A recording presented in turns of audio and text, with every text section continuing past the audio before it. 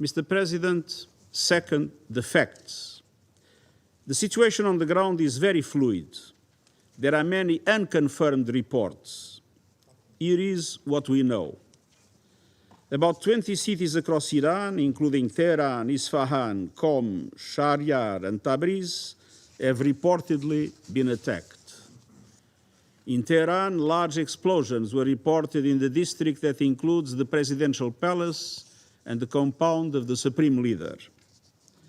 Several high-ranking officials have reportedly been killed, including, according to Israeli sources, Iran's supreme leader Ali Khamenei, that I'm not in a position to confirm. Iran's airspace has been closed and the country is under a near-total internet blackout. The attacks have reportedly caused significant civilian casualties. According to Iranian media, an airstrike killed at least 85 people and injured many more at a girls' school in Minab, Hormozgan province, and the school in Tehran was also reportedly hit, causing 2 deaths. Mr. President, military action is expanding rapidly across the region, creating an increasingly volatile and unpredictable situation and heightening the risk of miscalculation. According to Israeli sources, 89 people have been injured in Iran's subsequent strikes on Israel, and there were also impacts in the occupied West Bank. Iran has announced that in reaction to US and Israeli airstrikes, it targeted US military assets in the region. These strikes have reportedly hit civilian areas and infrastructure in the countries that I have already mentioned. Indirect impact of falling debris was also reported in Lebanon and Syria. Most Gulf states successfully intercepted the Iranian strikes. However, the UAE reported that 1 civilian was killed by debris from an intercepted missile. In Iraq, there are reports of drone and missile attacks from both sides.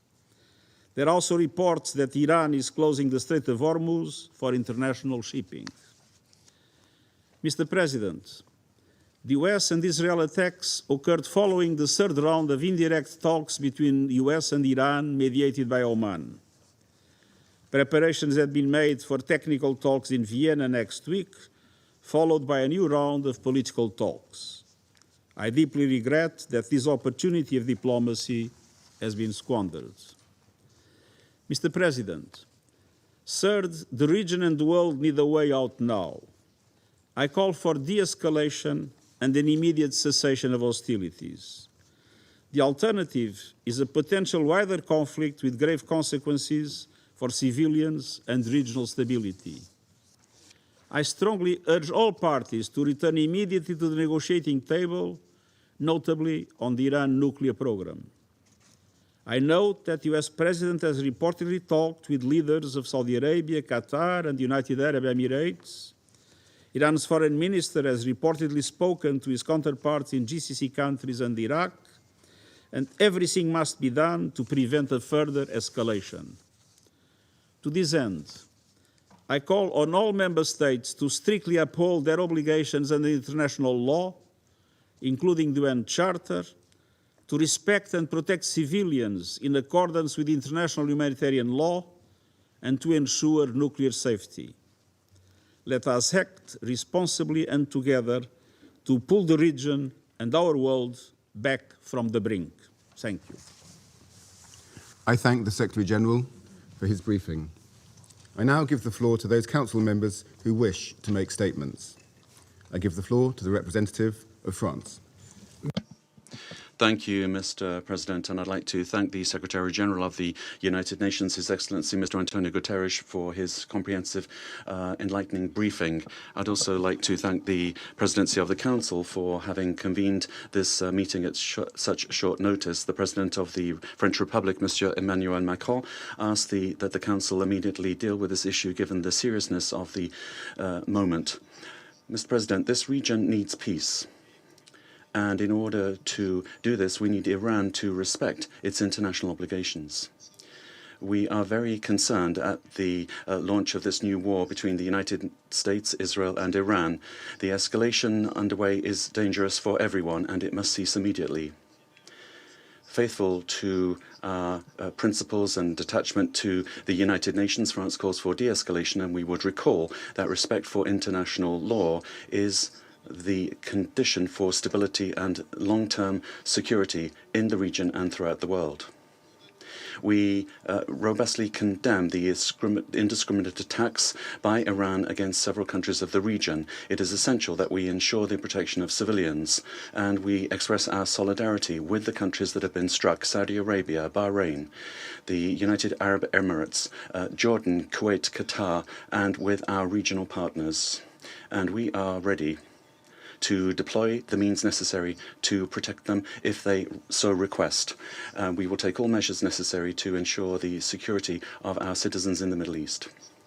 Mr. President, the events today come in the context of the ongoing pursuit by Iran of its nuclear program that is destabilizing and is contrary to the general guarantees system and resolutions of this Council. For years now, despite the diplomatic efforts deployed by France with our partners, Iran has not taken the opportunity to conclude an agreement with regard to a peaceful settlement with regard to its nuclear program.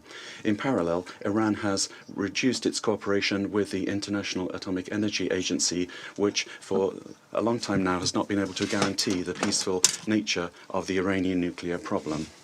For many months now, the agency has not had access to the most sensitive sites of the Iranian program. Transparency has still not been provided with regard to the Iranian stock of highly enriched at 6% uranium, which represents an amount which is potentially enough to produce around 10 explosive nuclear warheads.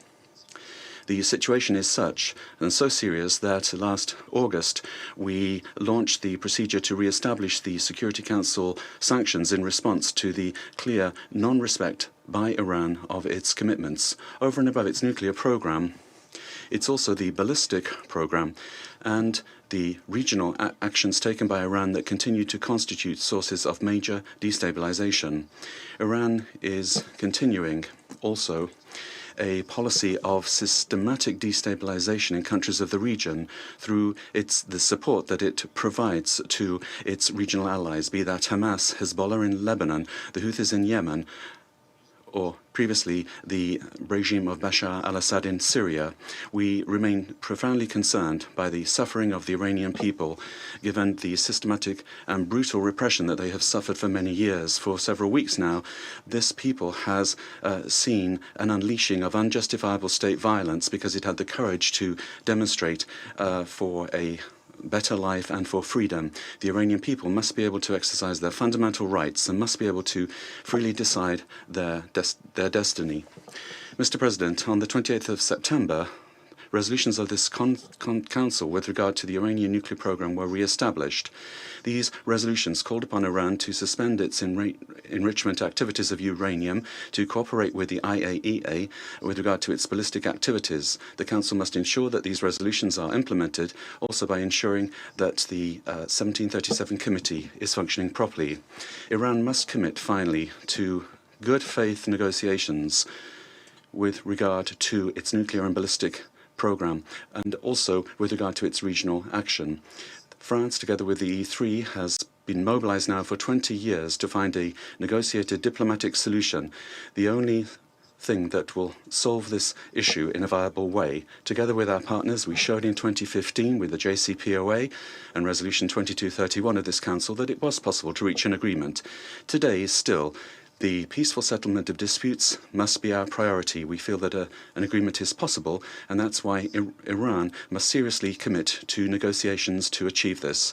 We will remain available together with our partners to find a robust, verifiable and lasting solution that will guarantee that Iran never has a nuclear weapon. At this serious time, the Council must come together to call for de-escalation for respect of international law and search for a negotiated solution in order to re-establish lasting peace in the region. Thank you.